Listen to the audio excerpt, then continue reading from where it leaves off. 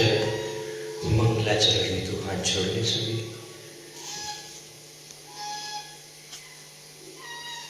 ओम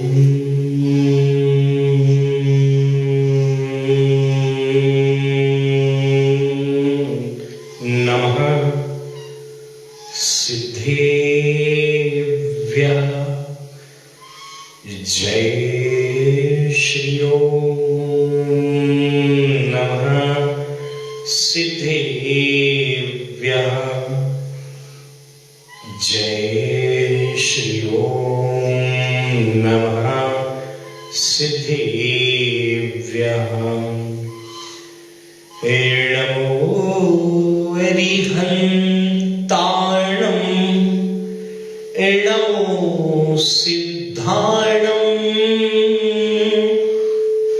नमो आयर्याणं नमो उवज्जायाणं नमो लोये सौसाहूणं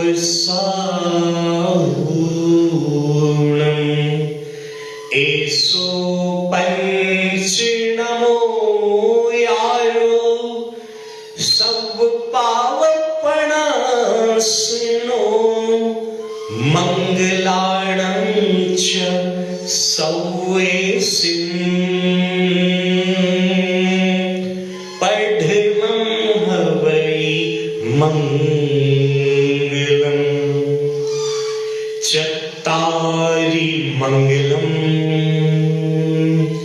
अरिहन्त मंगलम् सिद्ध मंगलम साहू मंगलम केवली प्रणतो धम्मो मंगलम चत्तारि लोकोत्तमा अरिहन्त लोकोत्तमा सिद्ध लोकोत्तमा साहू लोकोत्तमा केवली प्रणतो धम्मो लोकोत्तमा चत्तारि शरणं पौवज्जामि अरिहन्त शरणं पौवज्जामि सिद्ध शरणं पौवज्जामि साहू शरणं पौवज्जामि केवली प्रणतो धम्मो शरणं पौवज्जामि।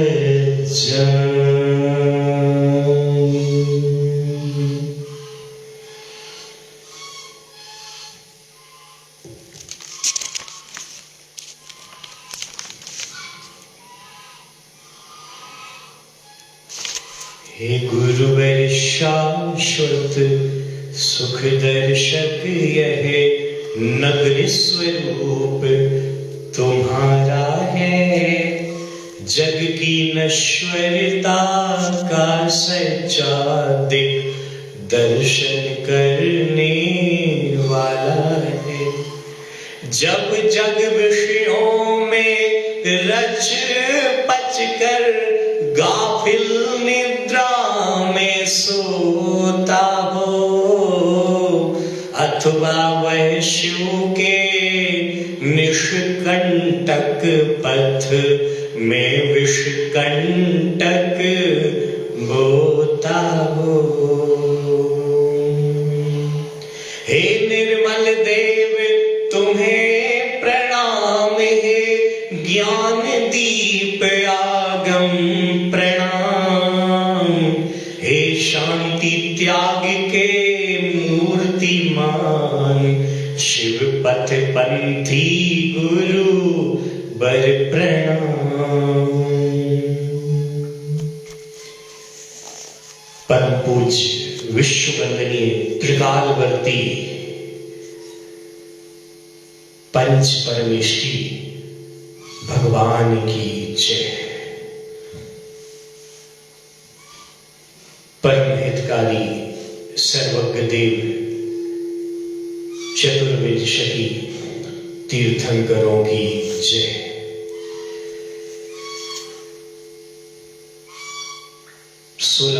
तीर्थंकर सुनपारा नगर में साक्षात विराजमान बड़े बाबा श्री शांतिनाथ भगवान की जय।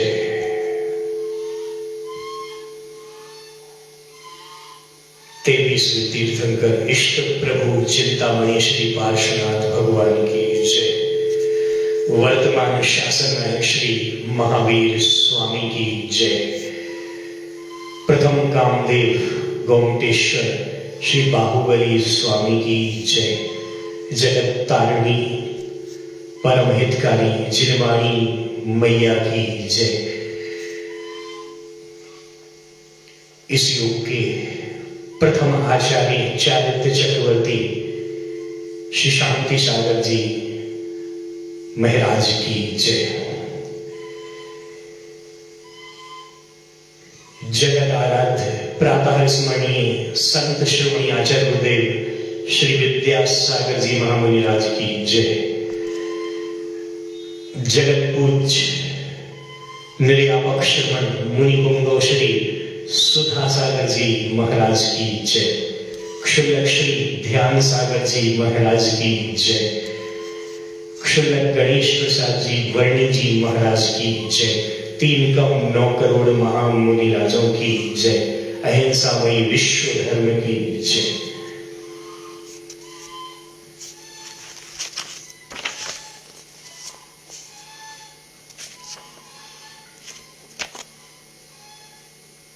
तौ पद मेरे हे में मम हे तेरे पुनीत चरणों में, तब लो लीन रहूं प्रभु जब लो पाया ना मुक्ति पद मैंने। शांति पाठ पूजन के समापन हेतु हम सभी पढ़ते हैं। उसमें पंक्तियां सभी को विदित होंगी। प्रभु के चरणों की सेवा कब तक करें?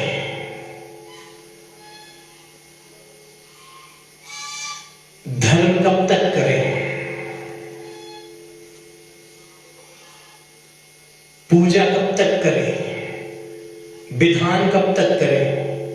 तीर्थ यात्रा कब तक करें? तो यहां पर उत्तर लिखा है, जब लो पाया ना मुक्ति पद मैंने। बात खत्म। अब प्रश्न नहीं उठता कि एक ही चीज बारंबार करने में आलस आता है, इसलिए पूजन भी अनेक लिखी है।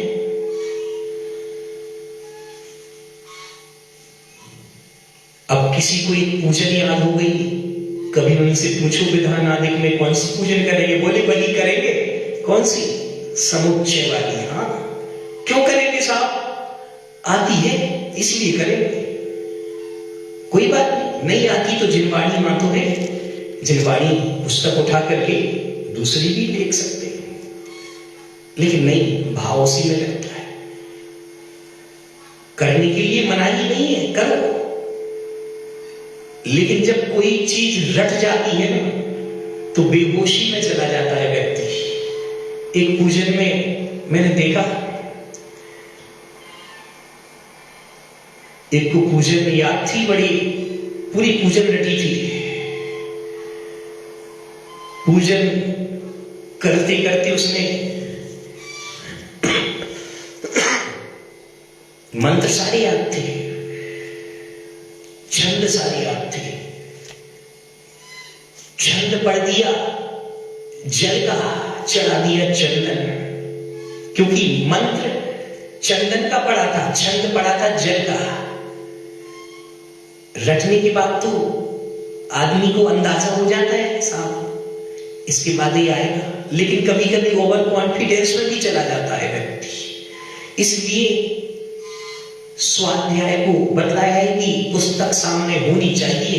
ये मां जिनवाणी की विनय कहलाती है। भले ही आते हो बड़े बड़े सूत्र याद हो, तत्वार्थ सूत्र जी के बड़ी बड़ी गाथाएं याद हो, खुशी की बात है। शैव श्रम का बहुत बहुत अनुमोदना, लेकिन मां जिनवाणी साथ में होगी तो गलती भी होगी तो सुधर सकती है, और अगर कॉन्फिडेंस ऊपर बढ़ गया तो फिर वही समझ सकता है कि क्या स्थिति बन सकती है। इसलिए सेवा तब तक करनी है जब तक मुक्ति पद ना मिले। पूजन करनी चाहिए, लेकिन पुस्तक रख के करना चाहिए।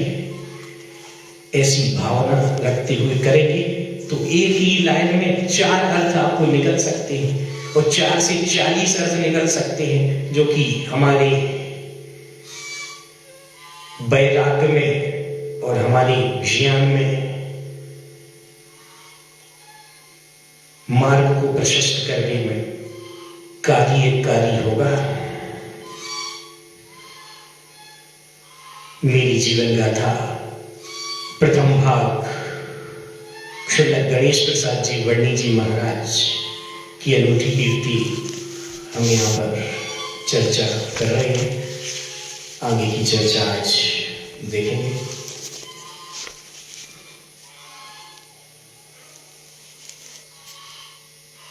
मैं बड़ी उत्सुकता से उनके साथ एकांत में चला गया।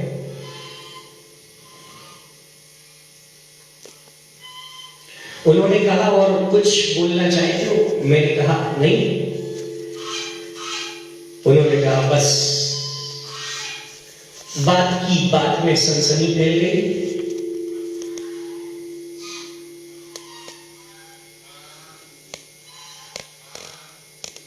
उस समय हमारे मन में विचार आया कि ग्रामीण जन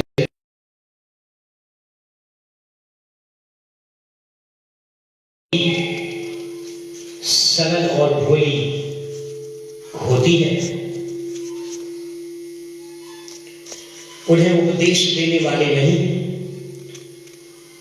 अतः उनके मन में जो आता वही कर बैठते हैं।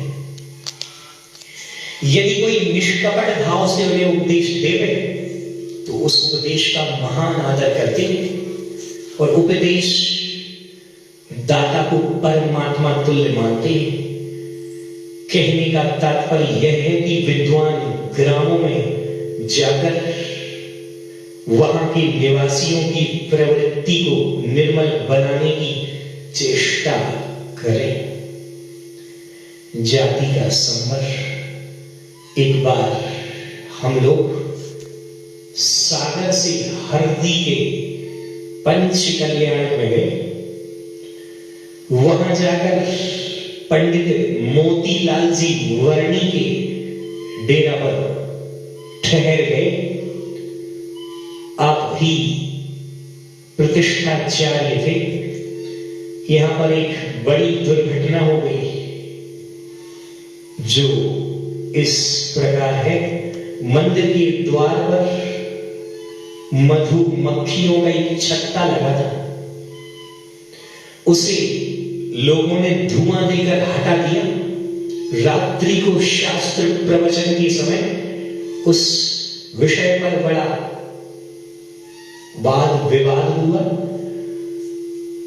बहुत लोगों ने कहा कि जहां पर भगवान के पंच कल्याण हो वहां ऐसा अनर्थ क्यों हुआ।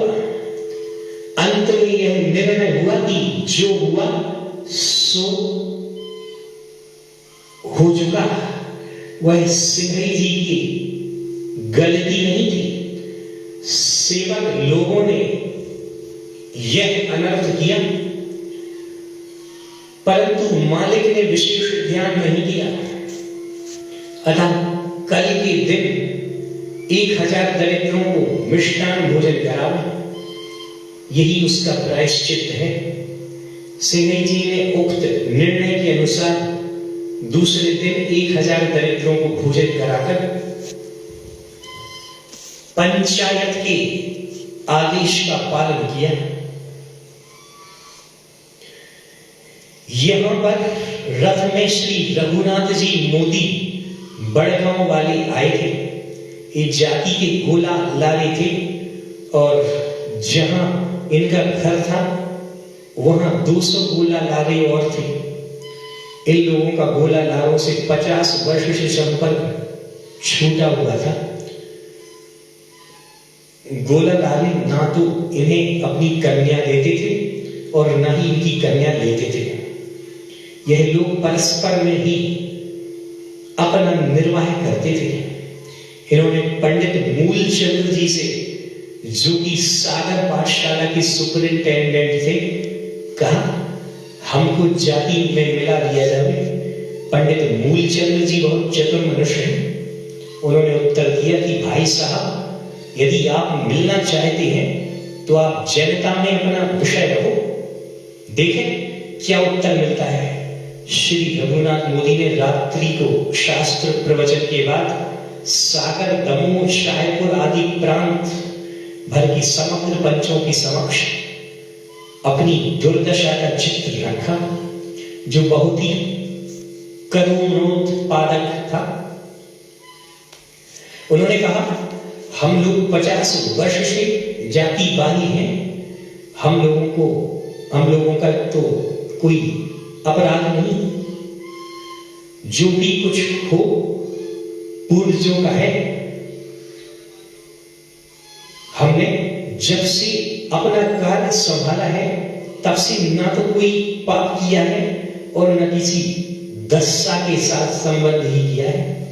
बराबर देव दर्शन, पूजा तथा स्वाध्याय की परिपाटी का नियम पूर्वक पालन करते हैं तथा श्री गिरिराज, गिरनार आदि तीर्थों की यात्रा भी करते हैं। भोजनादि की क्रिया भी शुद्ध है। हम लोग कभी रात्रि भोजन नहीं करते और न कभी अनछना पानी पीते हैं। हाँ, इतना अपराध अवश्य हुआ कि एक लड़के की शादी 25 गोला पूर्व की कन्याओं से हो गई और एक लड़की परिवार को दे दी। सो यह भी कार्य हम लोगों की संख्या बहुत अल्प रह जाने से करना पड़ा है। हम लोगों के घर मुश्किल से 25 या 30 होंगे। यदि हमारे साथ ऐसा ही व्यवहार रहा तो कुछ काल में हमारा अस्तित्व ही लुप्त हो जाएगा। आप यह जानते हैं कि जहां पर आय नहीं केवल व्यय ही हो, वहां मूलधन का नाश ही ध्रुव है। आप लोग अपनाते नहीं, अतः हम कहां जा रहे हैं? या तो निर्णय कर हमें जाति में सम्मिलित कीजिए या आज्ञा दीजिए कि हम स्वेच्छाचारी होकर जहां तहां विचले। बहुत ही कष्ट सही, अब नहीं सही जाती। अंत में आपकी ही क्षति होगी। पहले 84 जाति के वैश्य जन थे, पर अब आधे भी देखने में नहीं आते। आशा है कि हमारी राम कहानी पर आपकी स्वभाव सिद्ध एवं कुल परंपरागत दया उमड़ पड़ेगी। अन्यथा अब हमारा निर्वाह होना असंभव है। विशेष अब कुछ नहीं कहना चाहते। जो कुछ वक्तव्य था सब ही आपके पुनीत चरण में रख दिया। साथ ही यह निवेदन कर देना भी समुचित समझते हैं कि आप लोग शारीरिक अथवा आर्थिक जो कुछ भी दंड देवेंगे उसे हम सहन करेंगे। प्रायश्चित विधि में यदि उपवास आदि देवेंगे तो उन्हें भी सहर्ष स्वीकृत करेंगे। इतना कहते कहते ही उनका गला रुंध गया और आंखों से अश्रु छलक पड़े।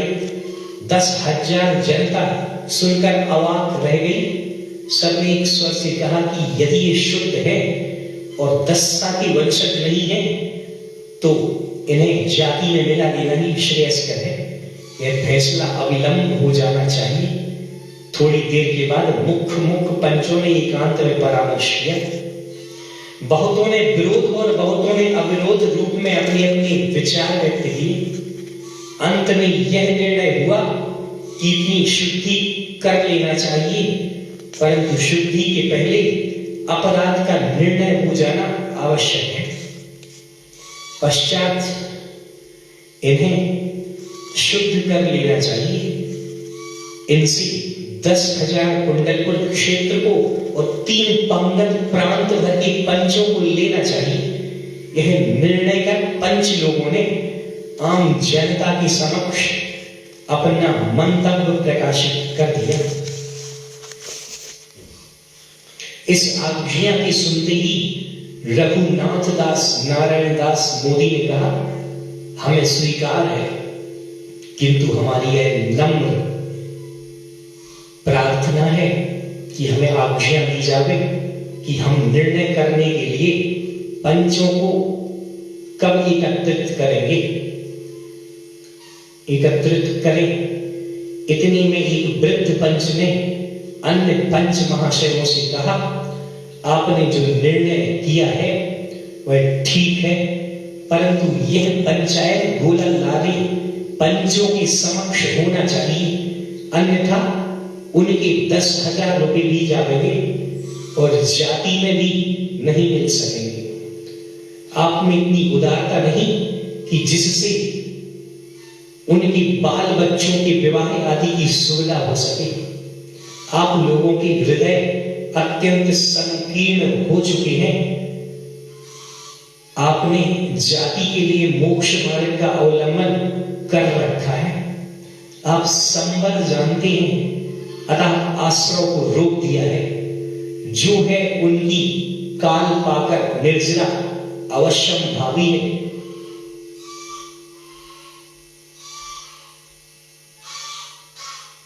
अतः कुछ काल में जाति का मोक्ष होना चाहिए, अनिवार्य है।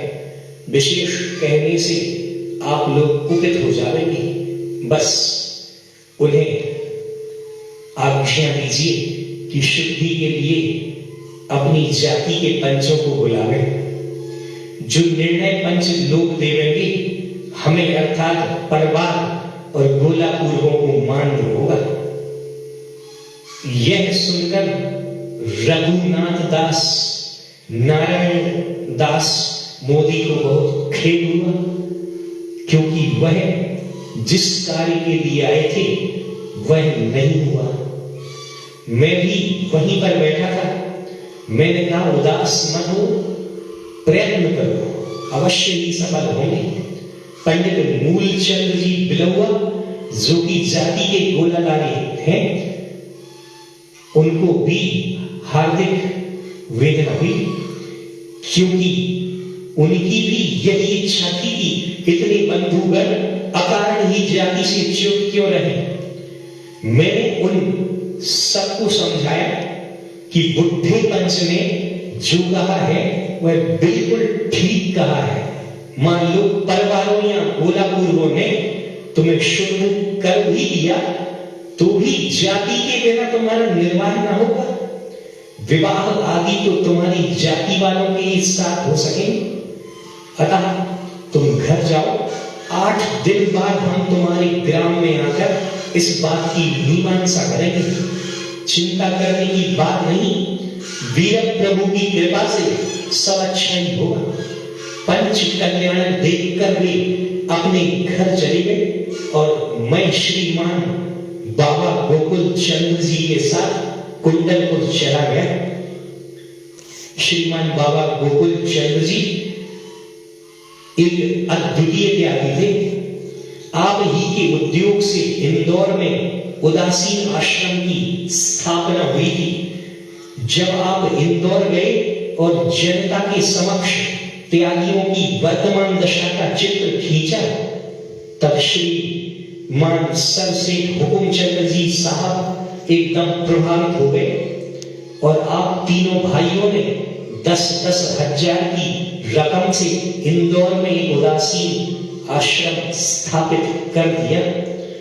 परंतु आपकी भावना यह थी कि श्री कुंडलपुर क्षेत्र पर श्री महावीर स्वामी के पादमूल में आश्रम की स्थापना होनी चाहिए। अतः आप सिवनी, नागपुर, छिंदवाड़ा, जबलपुर, कटनी, दमोह आदि स्थानों पर गए और अपना मंतव्य प्रकट किया।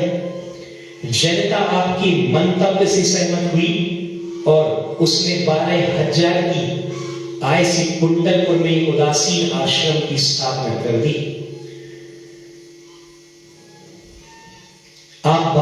असाधारण व्यक्ति थे।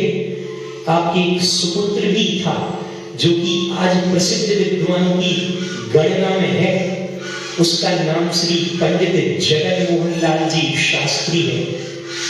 इनके द्वारा कटनी पाठशाला सानंद चल रही है तथा खुरई गुरुकुल और वर्णी गुरुकुल जबलपुर के अधिष्ठाता है।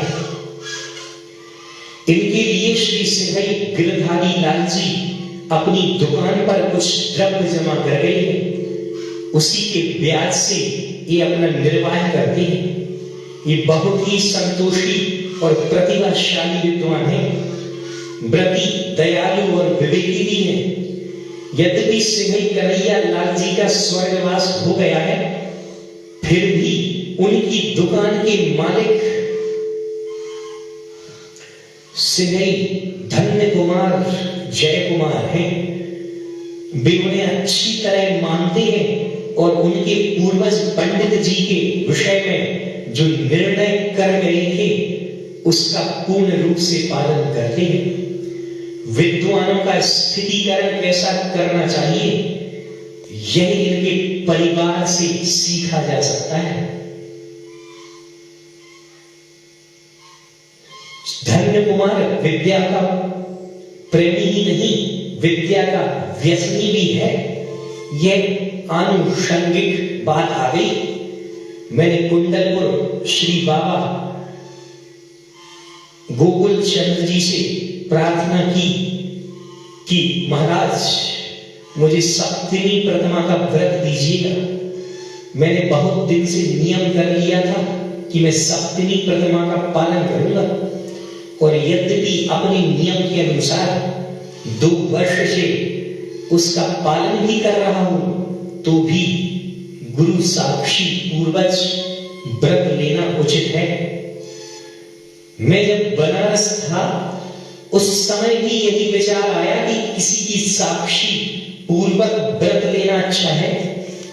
अतः मैंने श्री ब्रह्मचारी शीतल प्रसाद जी लखनऊ को इस आशय का तार दिया कि आप शीघ्र आवें और मैं सप्तमी प्रतिमा आपकी साक्षी में लेना चाहता हूं। आप आ गए और बोले देखो हमारा तुम्हारा कई बातों में मतभेद है, यदि कभी विवाद हो गया तो अच्छा नहीं, हम चुप रहेंगे। हमारा एक मित्र मोतीलाल ब्रह्मचारी था जो कुछ दिन बाद ईडर का भट्टारा हो गया था।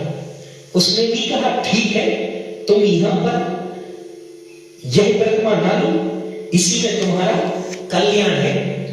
हमने मित्र की बात स्वीकार कर उनसे व्रत नहीं लिया। अब आप हमारे पूज्य हैं तथा आप में मेरी भक्ति है, अतः व्रत दीजिए। बाबा जी ने कहा अच्छा आज ही व्रत ले लो। प्रथम तो श्री वीर प्रभु की पूजा करो, पश्चात आओ व्रत दिया जाएगा। मैंने आनंद से श्री वीर प्रभु की पूजा की। अनंतर बाबा जी ने विधि पूर्वक मुझे सप्तमी प्रतिमा की व्रत दी। मैंने अखिल ब्रह्मचारियों से इच्छाकार किया और यह निवेदन किया कि मैं अल्प शक्ति वाला क्षुद्र जीव हूं, आप लोगों के सहवास में इस व्रत का अभ्यास करना चाहता हूं। आशा है मेरी नम्र प्रार्थना पर आप लोगों की अनुकंपा होगी। मैं यथाशक्ति आप लोगों की सेवा करने में सन्नद्ध रहूंगा।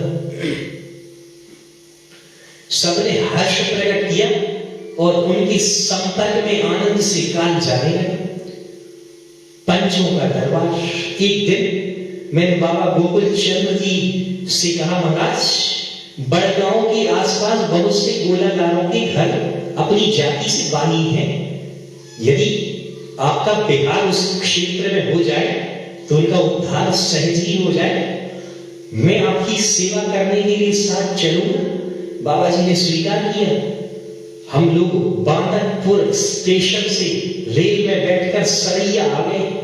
वहां से 3 घंटे में बड़गांव पहुंच गए। सागर से पंडित मूलचंद्र जी कटनी से, पंडित बाबूलाल जी रीठी से, श्री सिंह लक्ष्मण दास जी तथा जयपुरा से लश्करिया आदि बहुत से सज्जनगण भी आ पहुंचे।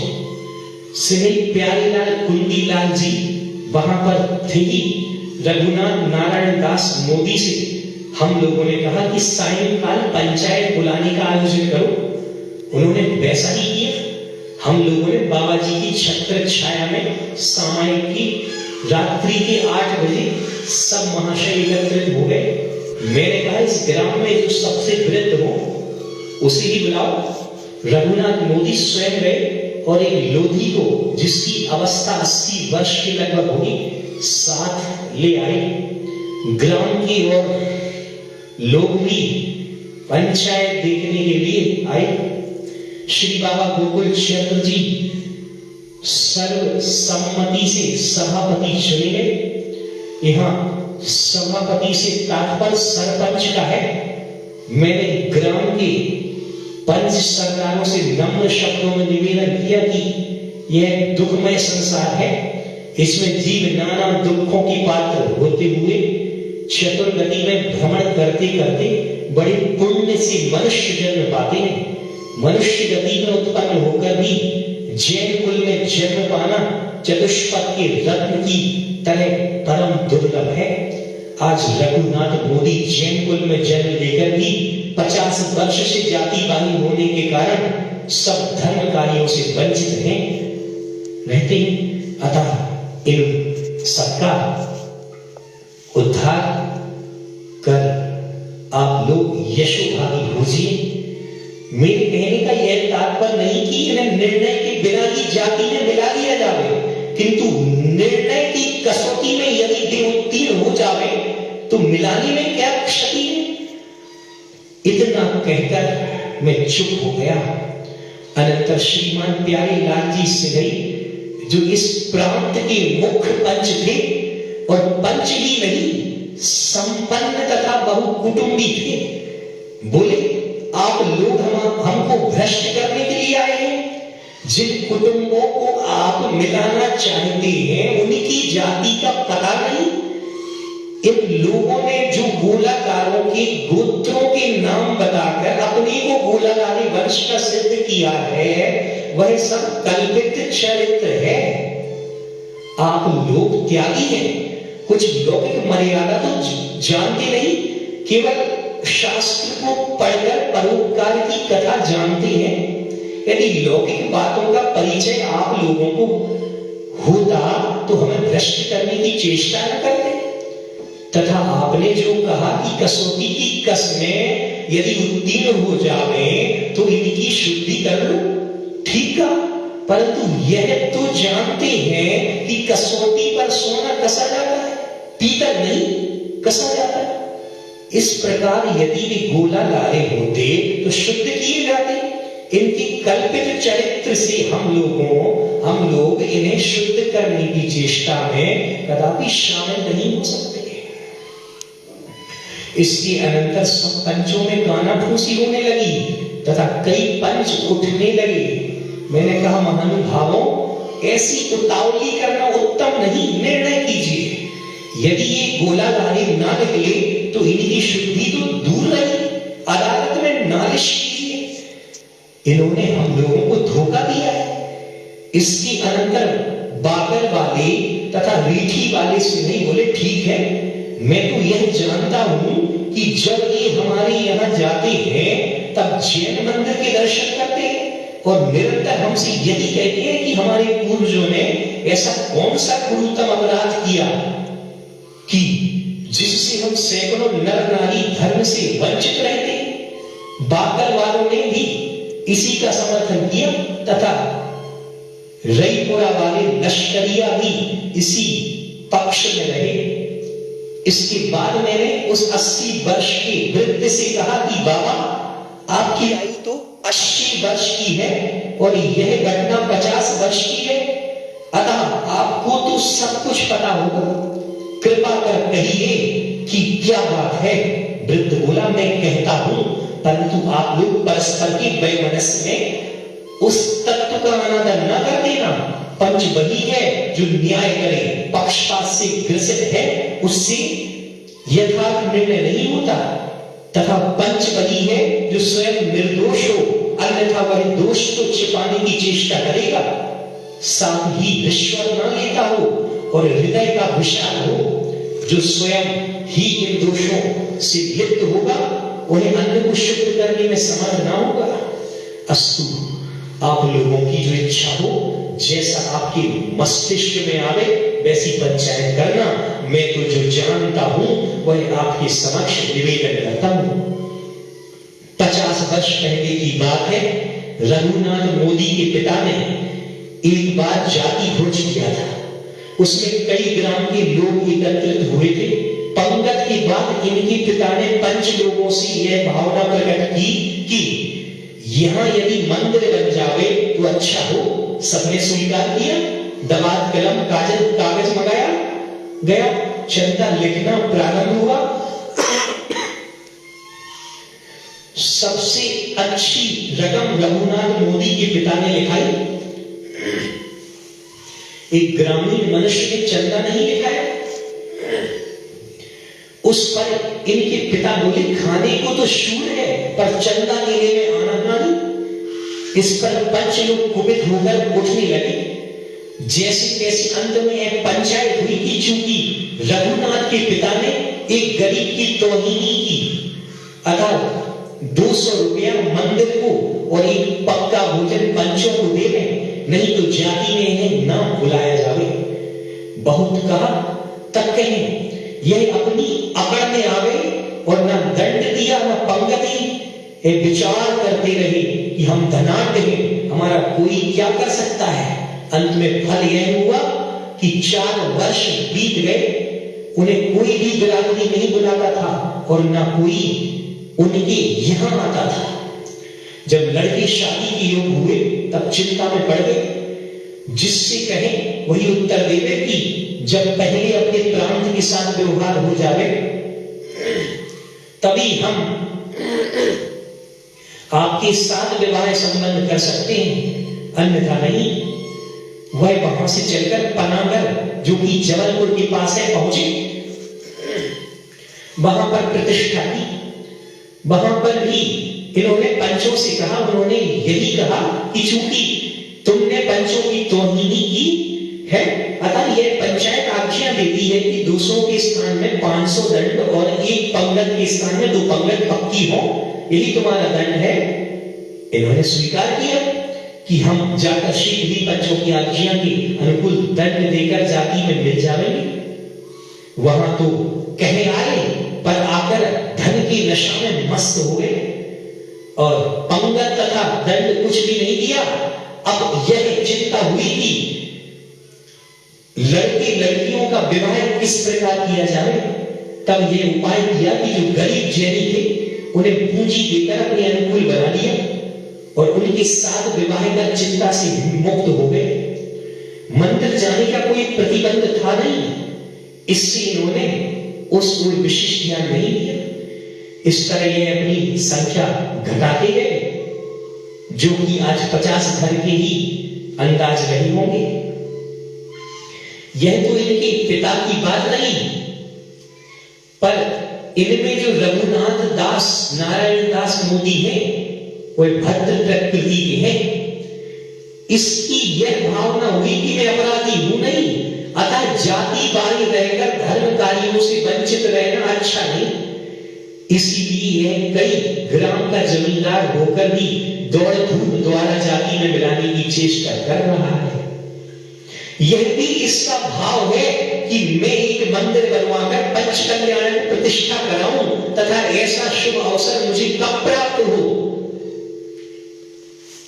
कि मेरे घर पर बिरादरी के मनुष्यों के भोजन हो और पात्रादिकों को आहार दान देकर निज जीवन सफल करूं। यह इनकी कथा है। आशा है आप पंच लोग इसका गंभीर दृष्टि से न्याय करेंगे। श्री श्री प्यारे लाल जी ने जो कहा है वह ठीक नहीं है,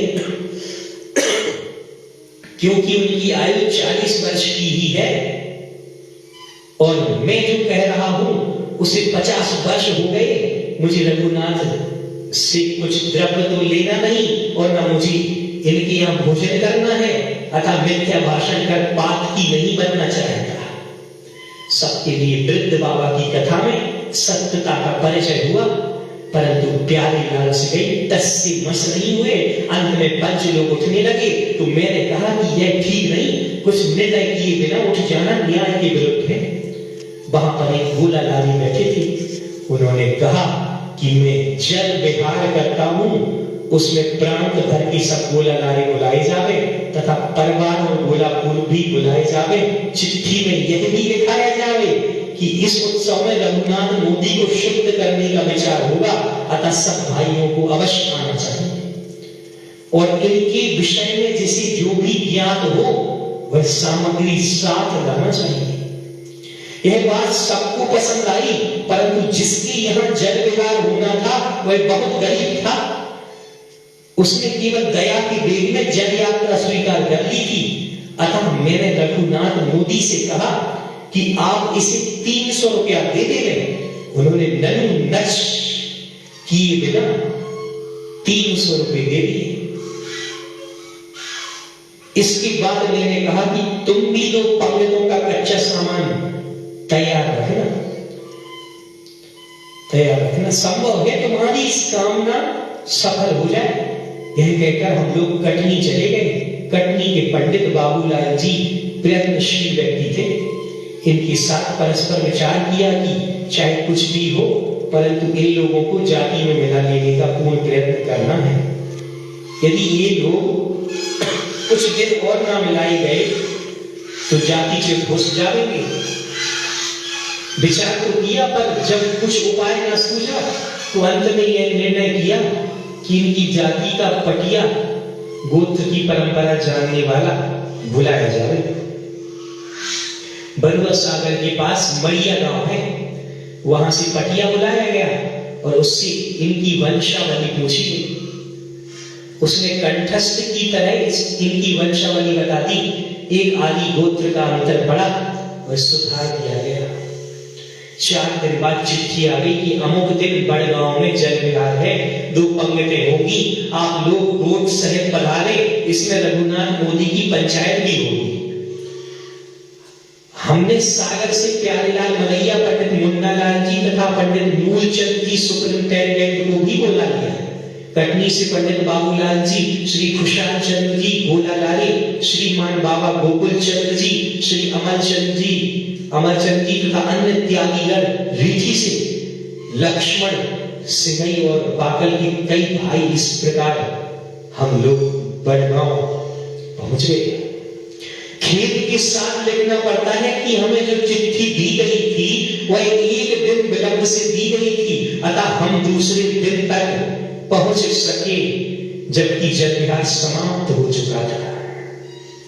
विमान मंडप में जा रहा था और वहां पहुंचने के बाद ही लोग अपने घर जाने के उद्यम में लग जाते। केवल मंडप और जिलेंद्र देव ही वहां रह जाते। उस समय मेरे मन में एक अनोखी सूझ उठी।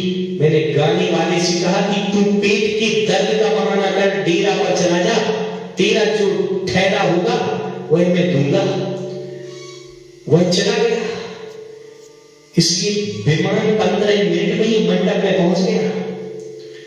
मैंने झट शास्त्र प्रवचन का प्रबंध कर पंडित मूलचंद जी को बैठा दिया और धीरे से कह दिया कि आप घंटा में ही पूर्ण कर देना,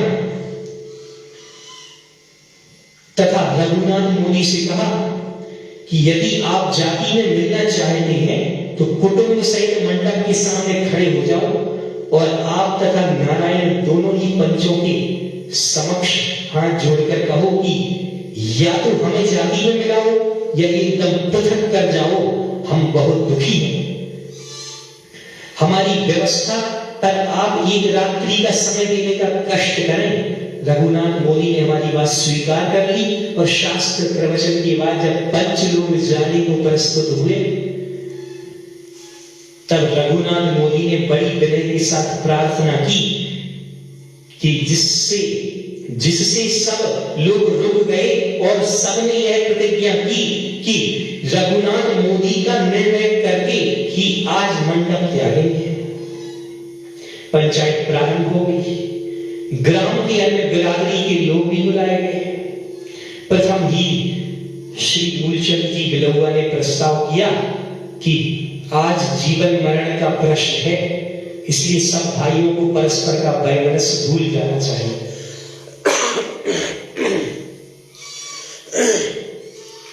अपराध सबसे होता है, उसकी क्षमा ही करनी पड़ती है। अपराधियों की कोई पृथक नगरी नहीं। वैसे तो संसार ही अपराधियों का घर है। अपराध से जो शून्य हो जाता है वह यहां रहता ही नहीं, मुक्ति नगरी को चला जाता है। इसके अनंतर श्रीमान मलैया जी बोले कि बात तो ठीक है, परंतु निर्णय छानबीन कर ही होना चाहिए। अतः मेरी नम्र प्रार्थना है कि जो महाशय इस विषय को जानते हो वे शुद्ध हृदय से इस विषय को स्पष्ट करें। इसके बाद प्यारेलाल सगई बोले कि बहुत ठीक है, परंतु जिनका 50 वर्ष से गोलादारों के साथ कोई संबंध नहीं, उनके विषय में पंचायत करना कहां तक संगत है? सो आप ही जाने। इनके भतीजे भी इन्हीं के पक्ष में बोले। मैंने कहा आपका कहना न्याय संगत है, किंतु कोई मनुष्य 80 वर्ष का इस विषय को जानता हो और निष्पक्ष भाव से कहता हो तो निर्णय होने में क्या आपत्ति है? श्री सिंह जी बोले वह 80 वर्ष का वृद्ध गोलाधारी जाति का होना चाहिए। ऐसे सुनकर उपस्थित महानुभावों में बहुत क्षोभ हुआ। सब महाशय एक स्वर से बोल उठे, सिंह जी का बोलना अन्यायपूर्ण है। कोई जाति का हो इस विषय में जो निष्पक्ष भाव से कहेगा वह हम लोगों को मान होगा। हम न्याय करने के आए हैं, न्याय करने के लिए। आज न्याय करके ही आसन छोड़ेंगे। इतने में वह वृद्ध जो कि पिछली पंचायत में आया था बोलने की उद्यमी हुआ बोलने को। वह बोला, पंच लोगों, मैंने पहली ही सभा में कह दिया था कि रघुनाथ मोदी के पूर्वजों ने हट की और पंचों के फैसला को नहीं माना। उसी के फलस्वरूप आज उसकी संतान की यह दुर्दशा हो रही है। यह संतान निर्दोष है तथा इसके पूर्वज भी निर्दोष थे।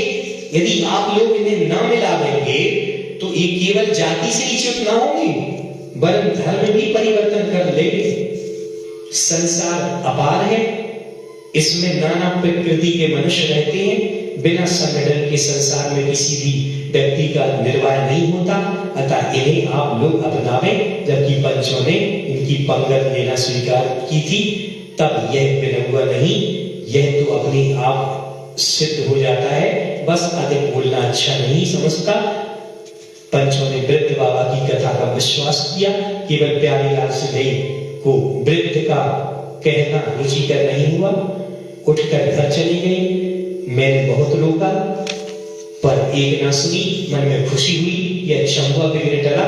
परंतु फिर विचार आया कि रघुनाथ मोदी का निर्वाह तो इन्हीं में होगा, अन्य लोगों के मिला लेने से क्या होगा। इतने में ही एक महाशय बोले, क्या यह समय सोने का है? निद्रा भंग हो गई। पंच लोग परस्पर विचार में निमग्न थे कि अंत में यह तय किया कि रघुनाथ मोदी को मिला लिया जावे। इसी के बीच पंडित बाबूलाल जी कटनी बोल उठे कि पहले पटिया बुलाया जाए और उसके द्वारा इनके गोत्रों की परीक्षा की जावे। यदि गोत्र ठीक निकले तो मिलाने में कौन सी आपत्ति है। इनकी बात सकल पंचों ने स्वीकृत की। एक महाशय बोले कि सीधे प्यारेलाल को बुलाया जावे। मैं बड़ा चिंतित हुआ कि ये भगवान क्या होने वाला है। अंत में जो व्यक्ति बुलाने के लिए भेजा गया, मेरे साथ उसका परिचय था। मैं पेशाब के बहाने बाहर गया और उससे कह आया कि तू सीधे के घर न जाना, बीच से ही लौट आना और बच्चों को भी उत्तर देना कि सीधे प्यारेलाल जी ने कहा है कि हम ऐसे अन्याय करने वाले बच्चों में नहीं आना चाहते। इतना कहकर हुए तो सिंह जी के घर की ओर गया और मैं पंच लोगों में शामिल हो गया। इतने में श्री प्यारेलाल जी मलैया बोले कि महानुभाव, आज हमारी जाति की संख्या 14 लाख मात्र रह गई। यदि इसी तरह की पद्धति आप लोगों की रही तो तो क्या होगा सो कुछ समझ में नहीं आता, अतः इसमें विलंब करने की कोई बात नहीं। रघुनाथ मोदी को जाति में मिलाया जावे और दंड के एवज में इनसे 2 पंगतें ली जावे तथा जाति के बालकों के पढ़ने के लिए एक विद्यालय स्थापित कराया जावे। इस पर बहुत से महानुभावों ने सहमति दी और पंडित मूलचंद जी को भी अत्यंत हर्ष हुआ। वह बोले केवल विद्यालय से कुछ ना होगा, साथ में एक छात्रावास भी होना चाहिए, होना आवश्यक है। प्रांत विद्या से पिछड़ा है, यदि भी कटनी में विद्यालय है, फिर भी जो अत्यंत गरीब है उनका बाहर जाना अति कठिन है। उनके माँ बापों ने कटनी तक भेजने में ही भी असमर्थ है। मूलचंद जी की बात सबने स्वीकार की। अनंतर रघुनाथ मोदी से पूछा गया कि क्या आपको स्वीकार है? उन्होंने कहा मैं स्वीकार आदि बात तो नहीं जानता, 10,000 रुपए दे सकता हूँ उनसे, चाहे आप विद्यालय बनवाते चाहे छात्रावास बनवाते। सब लोग यह बात कर ही रहे थे कि इतने में जो आदमी प्यारेलाल सिंघई को बुलाने के लिए गया था वह आकर पंच लोगों से कहने लगा कि प्यारेलाल सिंघई ने कहा है हम ऐसी अन्याय की पंचायत में शामिल नहीं होना चाहते। यह सुनकर पंच लोगों की तेवरी बदल गई और सब एक मुख से कहने लगे कि प्यारेलाल के साथ व्यवहार करना उचित नहीं। मैंने कहा आवेग में आकर उसने कह दिया होगा माफ किया जाए अथवा एक बार फिर से बुलाया जावे। यदि इस बार ना आवे तो जो आपको समुचित उचित मालूम हो वही करना। फिर आदमी भेजा गया। मैंने बाहर जाकर उससे कह दिया कि जाकर सिंघई जी से बोलो यदि पंचों में शामिल ना होगे तो जाति से च्युत कर दिए जाओगे। वह आदमी प्यारेलाल जी के घर गया और जी भर उनसे बोला कि पंच लोग आपसे सख्त नाराज हैं, आपको बुलाया आप नहीं पहुंचे, इसकी कोई बात नहीं, परंतु यह कहना कि अन्याय की पंचायत है क्या तुम्हें उचित था? प्यारेलाल शपथ खाने लगे कि मेरे घर तो कोई आया ही नहीं, यह बात किसने पैदा की? अस्तु जो हुआ सो ठीक है, शीघ्र चलो। इसके बाद प्यारेलाल जी वहां पहुंच गए। पंचों ने खूब डांटा। कुछ कहने को हुए कि इतने में वह आदमी जो कि बुलाने के लिए गया था बोल उठा, अच्छा आपने नहीं कहा था कि हम पंचायत में नहीं जाते, वहां गुटबंदी करके अन्यायपूर्ण पंचायत कर रहे हैं। प्यारेलाल जी को बहुत ही शर्मिंदा होना पड़ा। पंचों ने कहा रघुनाथ मोदी के विषय में आपकी क्या सहमति है? उन्होंने कहा पंच लोग जो फैसला दे देंगे वह शिक्षा मान है। यदि पंच महाशय उनके यहाँ कल ही भोजन करने के लिए प्रस्तुत हों तो मैं भी आप लोगों में सम्मिलित रहूंगा, परंतु अब महीनों टालना उचित नहीं। हम मन में बहुत हर्षित हुए। अब पंचों ने मिलकर यह फैसला कर दिया कि 250 परवार सभा को, 250 गोलापुर सभा को, 250 गोलागारी सभा को, 250 नैनागढ़ क्षेत्र को, 10,000 विद्यालय को तथा 2 पंगत यदि रघुनाथ मोदी शायद स्वीकार करें तो कल ही पंगत लेकर जाति में मिला दिया जावे और दंड का रुपया नकद दिया जावे एवं प्रातः काल ही पंगत हो जावे। फिर कभी पंच जोड़ने की आवश्यकता नहीं। इस फैसले को सुनकर रघुनाथ मोदी और उनके भाई नारायण दास जी मोदी पुलकित बदल हो गए। उन्होंने उसी समय 11,000 लाकर पंचों के समक्ष रख दिए। पंचों ने मिलकर रघुनाथ मोदी को मैं कुटुंब गले लगाया और आप जियादी की प्रातः ही सहज भोज हो। इस पंचायत में प्रातः काल हो गया। पंचायत से उठकर हम बाबा गोकुल चंद्र जी तथा अन्य त्यागी वर्ग सामायिक करने के लिए चले गए और अन्य पंच लोग शौचादिक क्रिया के लिए बाहर गए। 2 घंटा के बाद मंदिर में श्रीमान बाबा जी का प्रभावशाली प्रवचन हुआ। उसमें जो चर्चा हुई वो हम सभी कल चर्चा करेंगे। जिनवाणी स्तुति करेंगे भी। शास्त्र पठन में मेरे द्वारा यदि जो कहीं कहीं प्रमाद से वालश वश कोई मात्रा छूट गई, सरस्वती मेरी उस त्रुटि को कृपया क्षमा करें और मुझे कैवल्य धाम में मां विलंब धरे। जावानी के ज्ञान से सूझे लोकालोक, सोवानी मस्तक चढ़ूं सदा देत हूँ ठोक।